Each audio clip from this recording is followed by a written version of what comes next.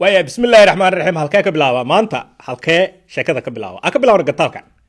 gantaalkan qoram shahr lambar 4 ka bilaab magaciisa Allah gantaalka magaciisa waa qoram shahr afar yaa iskale Iran iskale cid ogeed masaafada uu gaari karo iyo waxa uu yahay cid ogeed ma jirin saaka ayay cidii ayad ahayd muuqaal soo duubtay waa Iran gantaalkan ayagoo ridaayo oo ay soo duubeen saaka dhankay u rideen fiir meeshaan waa xasaasi waay gantaalka maanta Iran fariinta ee dirtay ayaa waxay tahay qoram shahr gantaalka magaciisu ee qoram shahr inuu gaari karo meel allaala iyo meesha Iran rabto London Paris Berlin ilaa xitaa Moscow gaara kor ilaa Moscow ma u socod saaciibihiin laakiin fariinta maanta Iran ay dirtay waxay tahay gantaal waxaa heystaa meesha rabo oo Yurub ka mid ah aan qiiqada kicin karo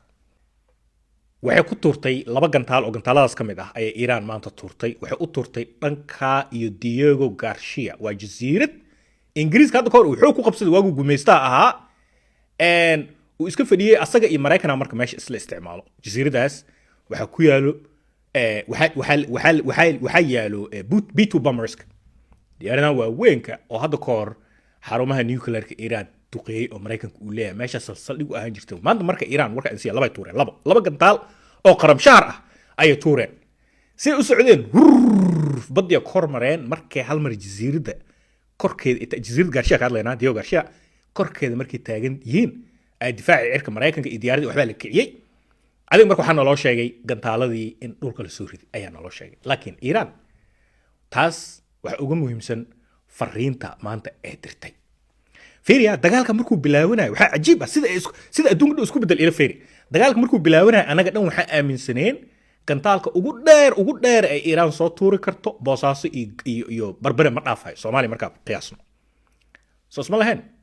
hadda Afrika oo dhan ay meesha ka duqeyn kartaa oo gantaal qoram shahr la dhaho oo balaay ah oo aan la ogeyn ayaa kalkiisha ugu jira cidii maanta ba la soo baxeenba wata marka maanta labada gantaal ee tuureen waxay fariin u direen guud ahaan Yurub caawa mushqusha ka soo bixi laadahay Yurub mushqusha way ka soo bixi laadahay sababtoo ah Iran waxay muujisay in meesha doonto caawa ay gaari karto xaqiiqda ayaa taas ah caawa waa la wada yaabin yahay dagaalka wajigii lagu yaqaani waji kaluba galabay ciid ma dhamaatay haadhe ma dabaal degna haadhe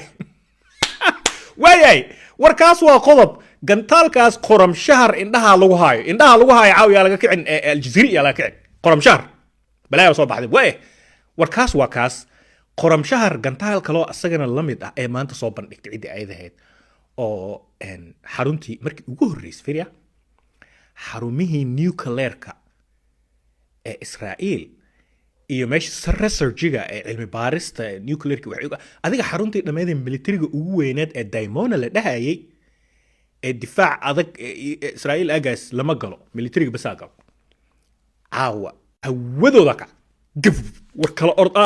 xitaa buqaad waxa duubay dad Israa'iiliina oo yaabana orday fakata war waxa mixiina ka dhacdaa xaqad marka ka hadalno waa caawa ciyaarta tii hore way ka kulushay waxa isleedahay baasha samafiin ciyaaraha ma ogtaa markii ciyaarta ay bilaawato waxa ka xiiso badan semifinalka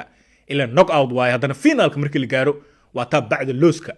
iyo daangada ila soo qaadan jiray ciyaarta marka xiisaba sii yeelanaysaa fiiriya waxa hadda noo dhamaaday isbuuci saddexaad ee dagaalka qab waa ilbaakaas waa xirm isbuuci afraad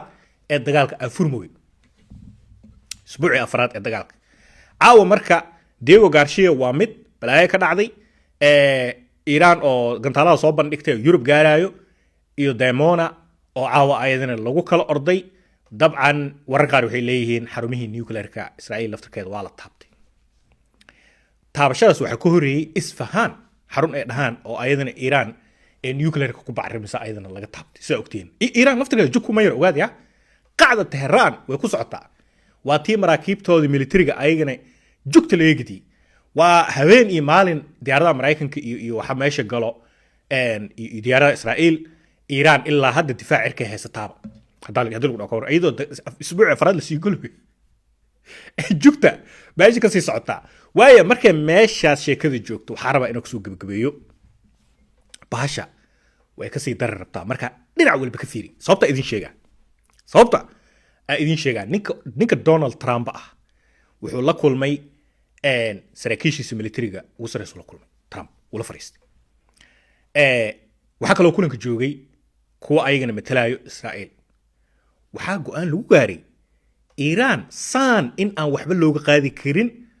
oo balaayo dhulkii ku jirto CNN-ka xalay CNN-ka television Mareykan ah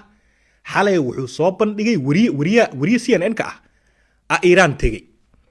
waxaa la geeyay dhulka hoostiisa gantaalada iyo droneska Iran oo ilaa hadda iyadoo isbuuc saddexaad u dhamaadaba wuxuu soo bandhigay alaab bacdi saaranta oo la taabanin meesha ay tahay CNN kulay dabcan muuqaalada way soo bandhigtay laakiin meesha ay tahay waa la garin laayay waa dhulka hoostiis Iran Iran dhul weyn waa Iran kaligeeda qaarad aan markaa soo qabatid dad badan aan ogeyn Iran waxay u maleeyaan dhul iska yaro Uganda ilaa iyaga u maleeyaan Iran waa Jarmal iyo Faransiis oo isku daray waay taas u weyn daabash المهم markan CNN ka xalay muuqaalkaas soo bandhigay Iran in hadda leebo gantaali iyo balaa dhulka hoostiisa ugu jiraan ninka Donald Trump ay kooxdiisa iyo militarigiisana go'aan ay qaateen oo hoose oo aan si oo shaacintiisa la sheegayo in maalmaha soo labada maalin saddex maalin soo socoto uu soo hor istaagi doono maxay taa go'aan kala qaatay in jasiiradan Kirk Island lagu duulo ciidamo dhulka la geeyo oo isku dhaf ah Mareykan Israa'iil iyo balaa Yurub wax soo gali doona ma aqaan in jasiiradaas laga qabsado cidii la yiraahdo Iran ayaa horta go'aankaas la qaatay ayaa leeyahay oo saxiix kaliya ka dhiman la go'aanka waa soo wada qaatay meeshaas marka sheekada marayso way markay ugu xuntahay ilaan Iran waxa uu ogtahay caawa marka maadaama maanta ay soo bandhigtay hay gantaalada mujeedanaha haddii jasiiradaas lug ayaga dhahaya jasiiradaas da lug soo dhigtaan Kirk Island hadda lug soo dhigtaan askariin kamid ah aan ku aragno doon idiga aleedin agtay soo istaagto Yurub Paris oo gantaal ku soo dhaco ugu dambeysay 1944 dagaalka labaad ee adduunka ilaa 45 London oo gantaal ku soo dhaco ugu dambeysay 1944 waa lagu kala ordi doonaa dhulka Mareykanka saldhigyada adduunka ku leeyaan waa lagu kala ordi doonaa Iran asaastare sheeko marka hadda leeba wixii hore